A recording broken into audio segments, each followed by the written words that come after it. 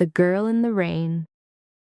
The first time I saw her, she was standing alone in the rain. Everyone else on campus was running for cover, but she just stood there under a giant oak tree, holding a book against her chest and laughing as the rain soaked her hair. I remember thinking she looked completely out of place, like she belonged in a movie instead of real life. I should have kept walking. Instead, I stopped. "You're gonna get sick," I called out, holding my jacket over my head. She looked at me and smiled. Not a polite smile, not the kind you give strangers. It was the kind that made me feel like we'd known each other for years. "Maybe," she said, "but it's worth it." I couldn't help laughing. "What could possibly be worth standing in a storm?" She stretched out her hand and let the rain collect in her palm. "This." I shook my head.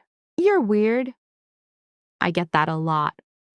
For some reason, I sat beside her under that tree. We talked until the rain stopped. Then we talked some more. Her name was Emma. She loved old novels, terrible horror movies, and vanilla ice cream. She hated alarm clocks, crowded elevators, and people who didn't return shopping carts. By the time we finally left, it felt strange saying goodbye. Over the next few months, Emma became my favorite part of every day. We studied together, ate lunch together, walked through town together. I learned that she sang terribly when she thought nobody was listening. She learned that I couldn't cook anything without setting off a smoke alarm.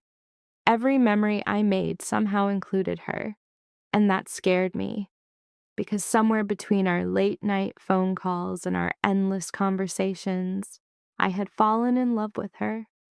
The problem was that I had no idea if she felt the same, so I kept it to myself for months, until one night. We were sitting on the roof of my apartment building, watching the city lights. The sky was clear and the stars seemed brighter than usual.